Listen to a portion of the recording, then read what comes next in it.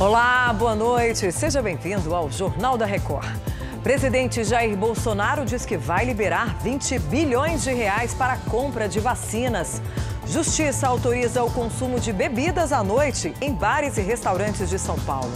Paulinho, vocalista do grupo Roupa Nova, morre aos 68 anos.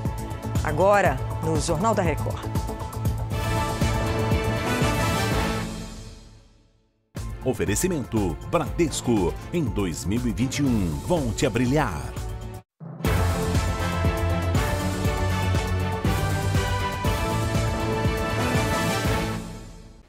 O presidente Jair Bolsonaro confirmou agora à noite que o governo vai destinar 20 bilhões de reais para vacinas contra a Covid-19. Vamos a Brasília com Matheus Escavazini. Oi, Matheus, boa noite para você. Boa noite, Patrícia. Os recursos vão ser liberados por uma medida provisória que deve ser editada nesta terça-feira. Esses 20 bilhões de reais serão utilizados para comprar todas as vacinas que forem aprovadas pela Anvisa. O valor é mais de 10 vezes superior ao liberado pelo governo para a vacina de Oxford, que foi de pouco menos de 2 bilhões de reais. Bolsonaro também falou que vai editar outra medida provisória para que todas as pessoas que forem tomar a vacina assinem um termo de responsabilidade, já que, nas palavras do presidente, algumas fabricantes não se responsabilizam por efeitos colaterais. Patrícia. Obrigada, Matheus. Olha, a Fiocruz anunciou que vai começar em janeiro a produzir a vacina contra o coronavírus em parceria com a Universidade de Oxford e com a fabricante AstraZeneca. O Pedro Paulo Filho tem as informações para a gente, né, Pedro? Boa noite para você. Oi, Patrícia, boa noite para você, boa noite a todos. Olha, a expectativa é que com o início da produção, já em fevereiro, sejam entregues 30 milhões de doses da vacina. De acordo com o organograma, a Fundação Oswaldo Cruz deve produzir 15 milhões de unidades por mês e atingir aí mais de 200 milhões de doses até o fim de 2021.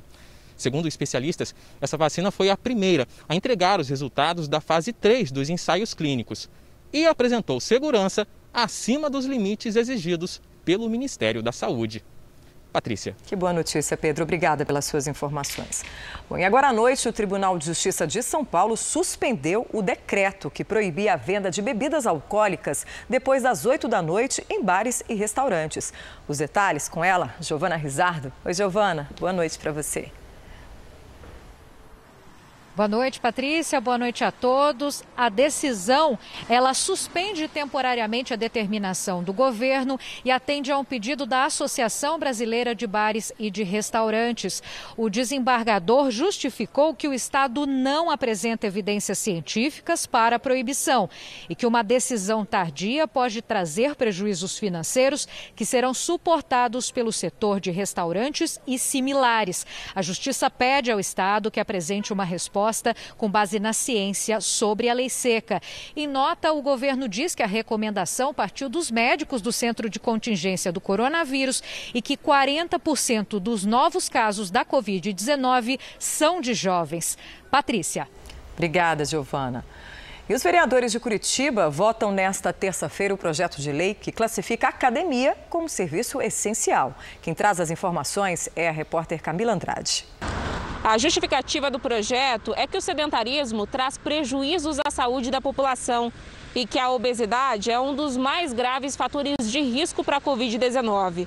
O projeto foi aprovado por ampla maioria nesta segunda e será votado em segundo turno nesta terça. Se aprovada, a proposta deve ainda passar pela sanção do prefeito. Vale lembrar que Curitiba atualmente está em bandeira laranja para a pandemia, que permite o funcionamento das academias de segunda a sábado, sem restrição de horário, mas, claro, seguindo os protocolos sanitários. Patrícia. Países europeus estão preocupados com as festas de fim de ano causem novos surtos de Covid-19. A correspondente Ana Paula Gomes tem as informações. Vários países aqui na Europa voltam a adotar medidas mais duras, mesmo durante o Natal.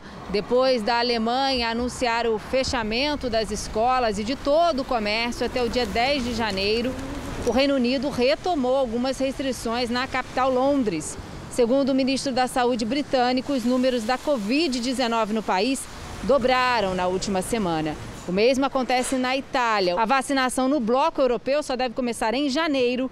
E a Espanha planeja imunizar 70% da população até setembro do ano que vem. De Lisboa, Ana Paula Gomes. E a Coreia do Sul ordenou o fechamento das escolas na capital do país a partir de terça-feira para conter o avanço de Covid-19. E quem tem as informações é a correspondente Silvia Kikuchi. Boa tarde, Silvia. Olá, Patrícia. Boa noite para você e a todos que nos acompanham. As aulas em Seul e cidades próximas devem seguir daqui para frente em formato virtual. Qualquer evento com grande número de pessoas está proibido. Bares e karaokês foram fechados. O país vem enfrentando uma aceleração dos casos de coronavírus. Só nesta segunda-feira foram 880 novos infectados, mas no domingo esse número passou de 1.000. Agora, as forças militares foram mobilizadas para ajudar os profissionais de saúde no combate à pandemia. Patrícia. Obrigada. Olha, o estado americano da Geórgia começou a votar nesta segunda o segundo turno da eleição para escolher 2 senadores. A decisão pode definir o partido que vai controlar o Senado nos Estados Unidos. A correspondente Luciana Camargo tem os detalhes. Nenhum dos candidatos às 2 vagas do Senado da Geórgia teve mais da metade dos votos nas eleições de 3 de novembro. Por isso, devem voltar às urnas no dia 5 de janeiro. Essas 2 cadeiras são importantes para decidir quem terá a maioria no Senado. Se os democratas ganharem, atingem o número de 50 senadores e se igualam aos republicanos, que atualmente detêm a maioria. Já o Partido Republicano do presidente Donald Trump diz que a vitória seria a última linha de defesa contra uma agenda radical de esquerda. Patrícia. Os Estados Unidos retiraram nesta segunda-feira o Sudão da lista de países que apoiam o terrorismo. A correspondente Bianca Zanini tem os detalhes. O Sudão estava na lista desde 1993, quando o grupo terrorista Al-Qaeda usou o país como base. Mas depois de quase 30 anos, sudaneses e norte-americanos chegaram a um acordo. O Sudão concordou em ser o terceiro país árabe neste ano a normalizar relações com Israel, o aliado mais próximo dos Estados Unidos no Oriente Médio. O Sudão agora espera ter acesso a mais investimentos estrangeiros no país. De Tel Aviv, Bianca Zanini. Obrigada, Bianca. O Hanukkah, também conhecido como Festa das Luzes, foi comemorado nesta segunda-feira na Embaixada de Israel. A celebração do Hanukkah aconteceu na Embaixada de Israel. A data relembra o período em que os judeus conseguiram expulsar os gregos que dominavam Jerusalém.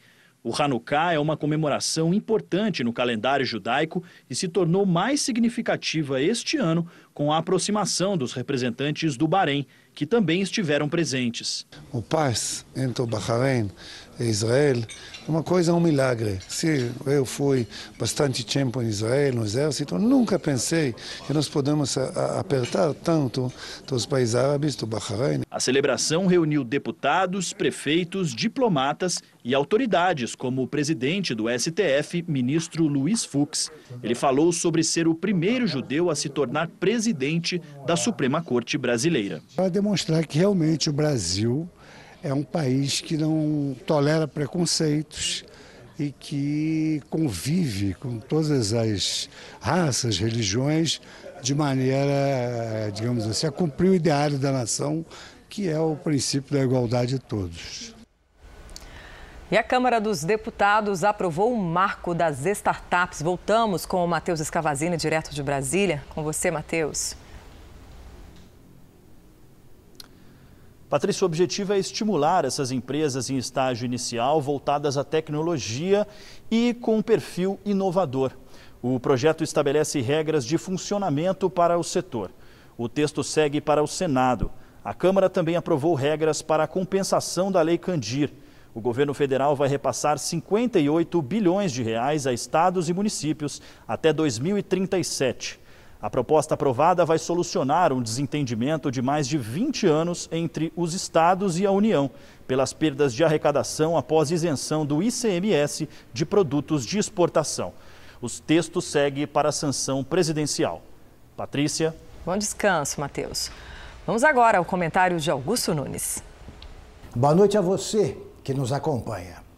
O Departamento Estadual de Execuções Criminais, ou DECRIM, subordinado ao governo paulista, acaba de autorizar o que chama de saidinha de Natal. O nome certo é Saidão Covid. Entre 22 de dezembro e 5 de janeiro, centenas de assassinos, ladrões e outros tipos de bandido ficarão longe das cadeias estaduais para comemorarem em casa o Natal e o Ano Novo. Premiados por bom comportamento, desfrutarão de um privilégio negado aos brasileiros de São Paulo que nunca atropelaram o Código Penal. Há 2 semanas, para deter a pandemia de coronavírus, o governador João Dória proibiu qualquer espécie de festividade, pública ou privada, incluídas comemorações do Natal ou do Réveillon. Com a libertação temporária dos que permaneceram detidos sem saidinhas por causa da pandemia, está criada a seguinte possibilidade. Se a polícia localizar alguma festa com a presença de um beneficiário do Saidão Covid, todos os inocentes serão presos. Só continuará solto quem foi condenado. E veja a seguir os brasileiros escalados para o time dos sonhos do futebol e a morte de Paulinho, vocalista do grupo Roupa Nova. 3 brasileiros entraram no time dos sonhos da revista France Football, que foi anunciado nesta segunda. Um ano atípico também para o esporte. A publicação decidiu montar uma seleção de todos os tempos no lugar dos melhores do ano, como sempre faz. Os 11 nomes foram escolhidos por 140 jornalistas do mundo inteiro. Campeão da Copa de 94 e capitão do Penta em 2002, Cafu ganhou como melhor lateral direito. Ronaldo, que também conquistou os 2 mundiais, foi eleito centroavante do Dream Team. E Pelé, tricampeão em 58, 62 e 70, completa o trio brasileiro. O time dos sonhos perfilado tem ainda o goleiro Lev Yashin, da antiga União Soviética, o italiano Paolo Maldini, os argentinos Diego Maradona e Lionel Messi, os alemães Franz Beckenbauer e Lothar Matthäus, o português Cristiano Ronaldo e o espanhol Xavi. O técnico Vanderlei Luxemburgo foi internado após testar positivo para a Covid-19 pela segunda vez. Na primeira vez, em julho, ele ficou assintomático. Já o treinador Marcelo Veiga morreu por complicações da doença. O Bragantino, clube em que Marcelo Veiga ficou mais tempo, se solidarizou pelas redes sociais. O Santos, onde ele jogou no fim da década de 80, também se manifestou. Veiga estava internado desde o dia 20 de novembro na Santa Casa de Bragança Paulista, onde faleceu. E no Rio morreu agora à noite o músico Paulo César dos Santos, o Paulinho, vocalista da banda Roupa Nova. Paulinho estava internado na UTI de um hospital de Copacabana, na zona sul da cidade. Em novembro, ele foi internado com Covid-19. 2 meses antes, tinha passado por um transplante de medula óssea para tratar um linfoma. Além de vocalista, Paulinho tocava percussão. O músico fazia parte da formação original da banda, que já ganhou um Grammy e vendeu mais de 20 milhões de álbuns. Paulinho sofreu uma parada cardiorrespiratória nesta segunda-feira. Ele tinha 68 anos.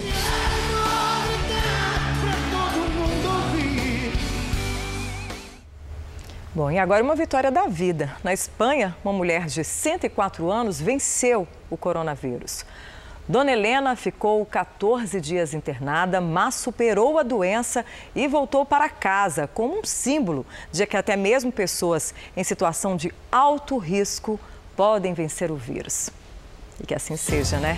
Essa edição do Jornal da Record termina aqui. Outras informações no Fala Brasil, às 8h30 da manhã. Obrigada pela sua companhia. Boa noite para você.